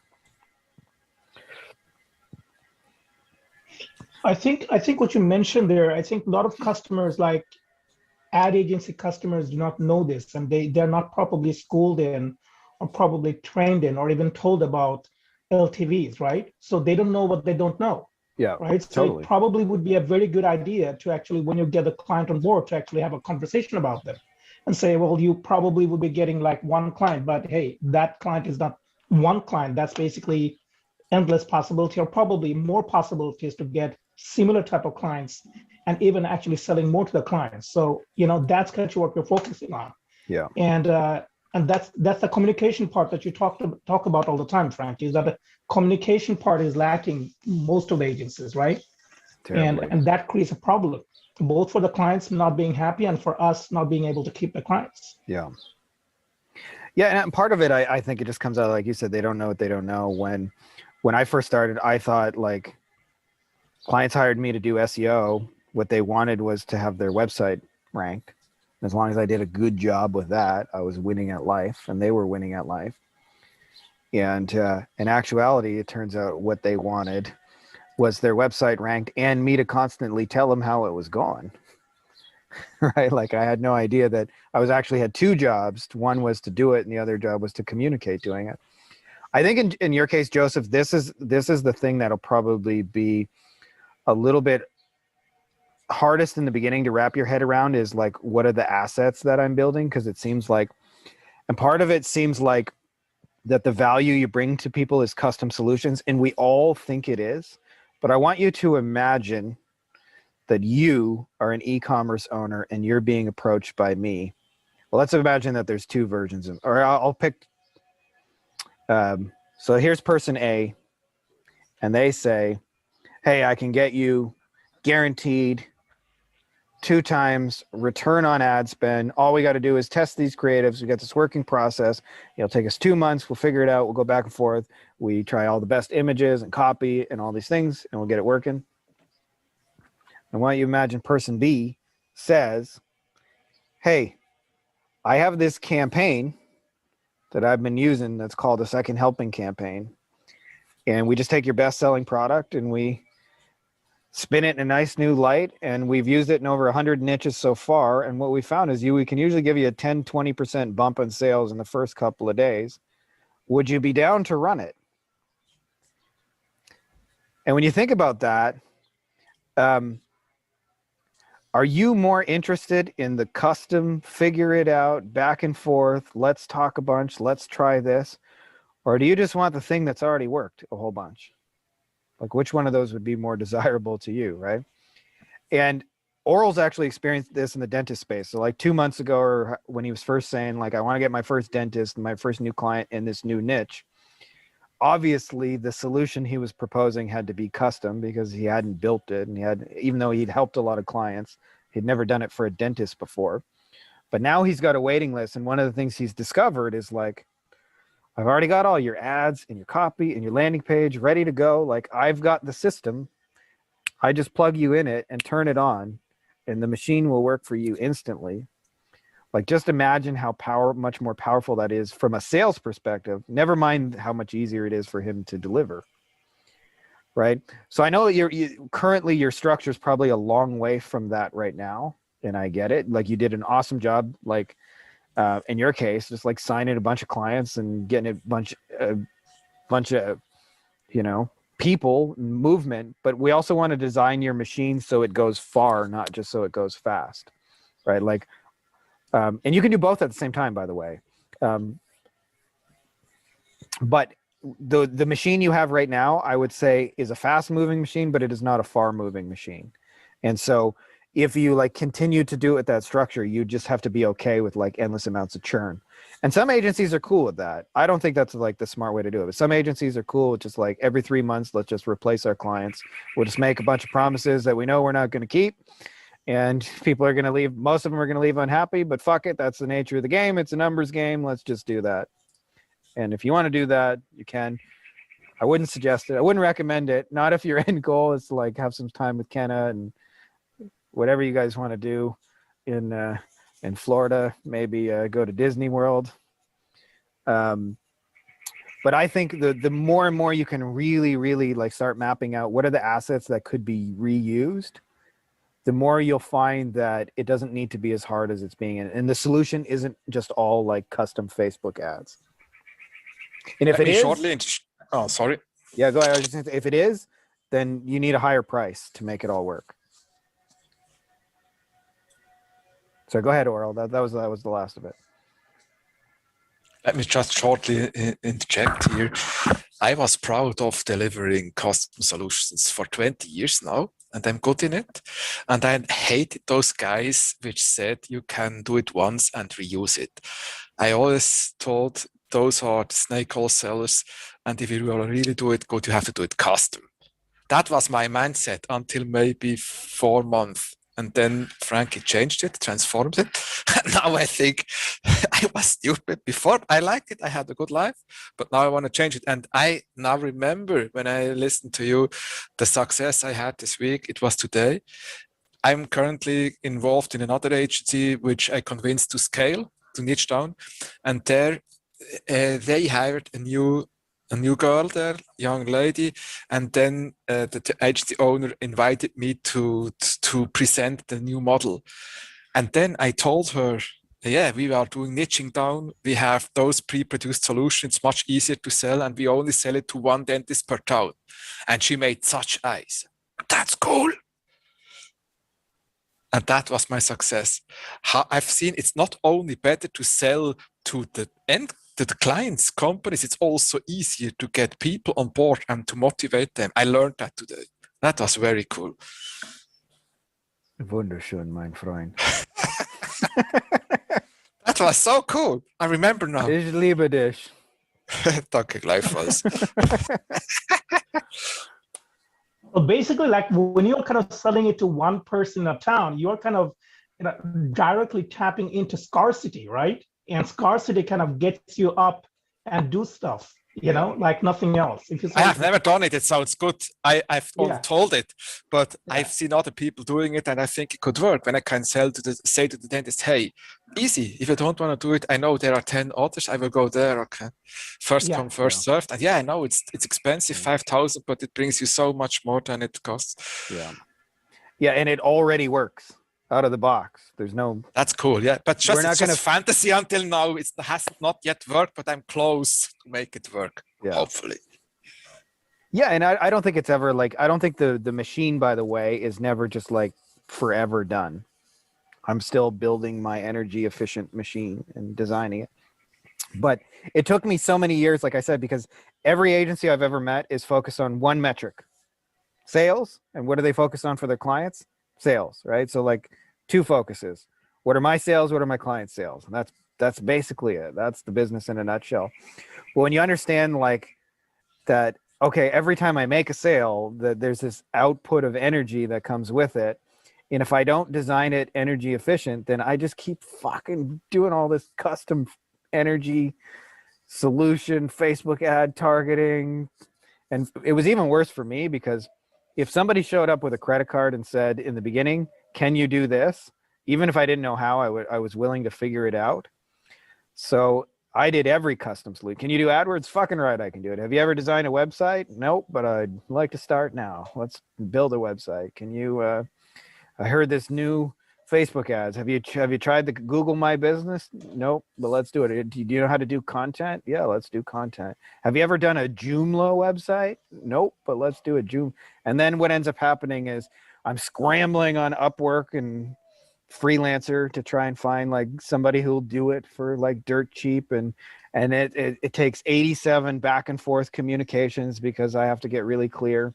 And now, like I said, I've got this energy efficient machine where I can take a fucking high school kid in Croatia or Serbia, sorry, who like has never ran Facebook ads in his life, and he's like, yeah, I can make burgers like that. It seems simple enough. The training videos make sense. Well, let's make some burgers. And because we're delivering $100 bills, like it gives me just a lot of leeway to be wrong. And it's a more fun position to be in from like a, not just sales perspective, but a delivery perspective as well. Frankie, I have some questions actually. Like, I mean, is it question time? Yeah, it's question yeah, away, sure. brother. Yeah, I was thinking about, you mentioned selling to those who are, you know, who have shoes, right? And I was thinking about that. I think a couple of training sessions earlier, you mentioned that you had some virtual assistant that was reaching out and giving a list of companies that are doing Google ads. So, I mean, is there anyone that you can recommend, or anywhere you recommend that you can find them? Like those people can go and find specifically those who are doing Google ads? Yeah. All I did, Tarek, and you can do this as well, but if you want, I can give you a person. I can even give you the SOP. But all I did is that a lot. I went to Wikipedia and I found a list of the 100 biggest cities in America by population. And I made a little Loom video that says, here's how I want you to search. Type in personal injury lawyer and then start with city 1, then go to city 2, then go to city 3, and just do that. And each time I want you to look at the 2 right here, or the 3 or the 4 who are advertising, and then go there. And I want you to, in this case, because I was using it for direct mail, I was like, get the address, get the owner's name and the address, and put it all in this spreadsheet. And that was it. I appreciate that. I appreciate that. And but to be honest with you, Tarek, I have somebody and I have that process, and I'm happy to send both of those to you. But because it's like a relatively simplified process, I could hire anybody on Fiverr to do that. Okay. So I'll send you what I've got, but it's not dependent on having like one specific person who can do it, because it's just pretty straightforward. Search this on Google, find this. Yeah, because I was kind of always thinking about selling to those who don't have any issues, right? I mean, like sell websites to those who don't have websites, right? Yeah. But then basically kind of learning from you, I totally get that, you know, even if they needed that, they would already have it, right? I mean, those who don't have shoes would already do it. Just like, you know, you have people in Bangladesh where I come from, like they don't have money to eat, but they would just go and buy an iPhone, right? Yeah. I mean, yeah. If you need it, you'll have it. Yeah, Other it thing is. is that, yeah, go on. I was just gonna wanted to add real quickly on the shoe buyers thing. In the beginning, we always think that like either I'm not ready to work with people who are like spending a bunch of money, and so we work with people who are not there, and almost you always have to drag them to their own success. And when I ended up working with like really successful companies and doing more of that, what you realize when you work with it is they'll tell you like, hey, I know how to do all this stuff. I get it. I'm on the same page as you, but man, I really just wish I had somebody like you who could just step in and do it for me and understands it. Like I don't have time to train everybody and teach everybody. It's like it's very useful to them when they have somebody competent who could just walk in the door and take what they've built and run with it. Yeah. The other question I had noted here is that when you're licensing that book, because basically I'm kind of in a situation where I want to license some marketing assets to cleaning companies for the daycares. And I'm kind of having the situation where I'm thinking, okay, well, I will give them this, and this will be kind of be in the daycares for 5 years to come, right? And so the question is like, do you kind of charge them monthly for it, or do you set up a contract that for 5 years time, basically this will be showing your name and putting a brand in front of the customer's face every day, every single day, 365 for 5 years? And so I'm kind of thinking, how would I price that? I mean, do you have any suggestions there? Yeah, it depends where you're at on that journey. So like pricing to me is always priced based on the result it's going to produce. And the ultimate example of that, I've told you guys this story before, but it's a true story. Stephen Fairley is like the top guy in the legal space who does the most amount of marketing for them. And he was doing a road trip across Arizona, which I've done. All you see are like dirt and then billboards. Yep. And then like dirt and then billboards. And a lot of those billboards are filled with injury lawyers. And there was a guy in the state advertising, and he had some kind of 4-word slogan. And Stephen Fairley figured out he could help it convert better if they changed it to some 2-word slogan, and called them up. I think he knew the guy a little bit already. I could be wrong. But he just said, hey, I got an idea. I've seen 60 of your billboards now, and I got a way to make it convert better. I'd be willing to license to you, try it out. If it works better, you can pay me 50 grand, which, by the way, that's not a bad take home for 2 words, to get 50 grand for 2 words, but he's charging him essentially for the result of those 2 words, not for the 2 words itself. Got it. So always we want our pricing to be based on results. Now, having said that, I sometimes get really creative depending on where you're at. So if you're in a situation where you're like oral, where you've got something with a dentist and you can showcase results, and there's already proof of concept, and you're a badass in it, and you already know you're a badass, then I'm just like, here's a fucking price. Take it or leave it. If you don't want it, somebody else. If you're in a situation where you're relatively sure it'll work, but you've never done it for somebody, and you really, what you most value is the case study. That's, by the way, when we talk assets, like a case study is a really badass asset to own. Okay. Then I might do it differently. And I might say, hey, I created this thing, and here's why I'm relatively sure it's going to work. Would you be down to just try it, and we get it working, and after it works, you can pay me blah, blah. After we produce the result I think it'll produce, you can pay me this much. But I might do it like for almost nothing up front, just in order to try and get the first case study, or do some kind of discount or a deal or things like that. I'm not opposed to doing things like that. So it kind of depends where you're at. But if you're in a situation where like, hey, I've already done it for even just one company, it already worked, here's the fucking price, here's the result. And you don't, and I'm not assholey about it like I am sounding right now, but like energetically, I'm like, if you don't want it, somebody else will. Yeah. As where if I'm trying to like prove the concept, then I'll usually pitch it as a small first date with very little risk, to somebody I think that would try that. And then once I get it working for them or somebody else like them, then I'll immediately raise the price and use those case studies to resell it. So it kind of just depends on where you're at on that. Yeah, raise the price after you kind of get proof of concept, basically. But by the way, Tarek, that is a really, really smart business model where you're licensing intellectual property, because it's way less delivery. And see you, brother Hendrikus. Because like licensing is just easier, like for real. Like I see this all the time. Like, I give this example, but A guy running AdWords figures out how to make a plumber get phone calls. He could easily license all of that to 3,000 other plumbers around the country in all kinds of different counties and cities and places, but usually just doesn't.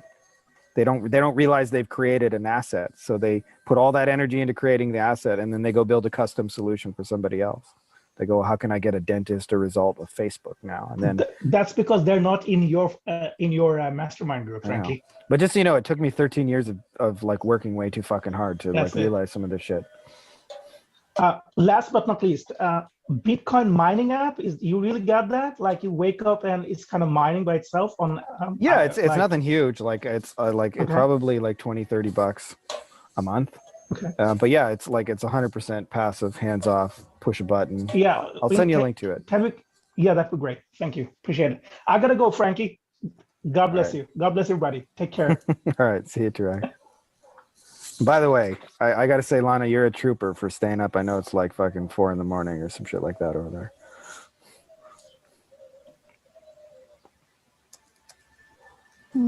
Yeah, I'm getting used to it. It's been a whole year. I had to wake up occasionally to go on a call.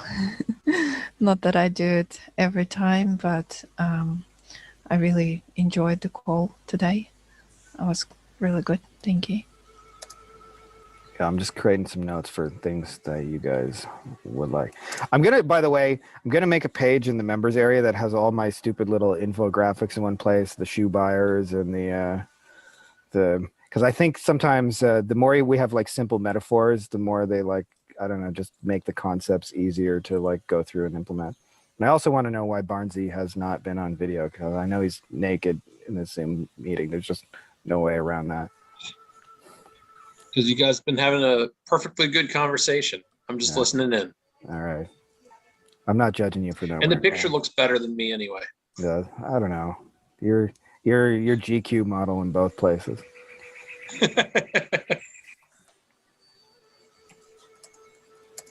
All right, cool.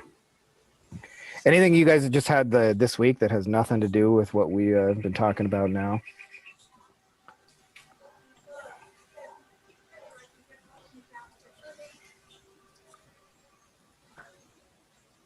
Well, then I won't keep you fine, gentlemen and lady.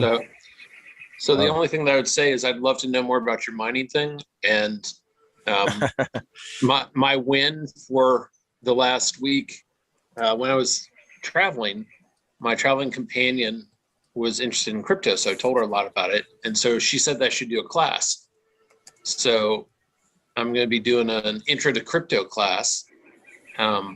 And I was just going to do it for free. She's like, so how much are you going to charge? Nice. I'm like, I don't know.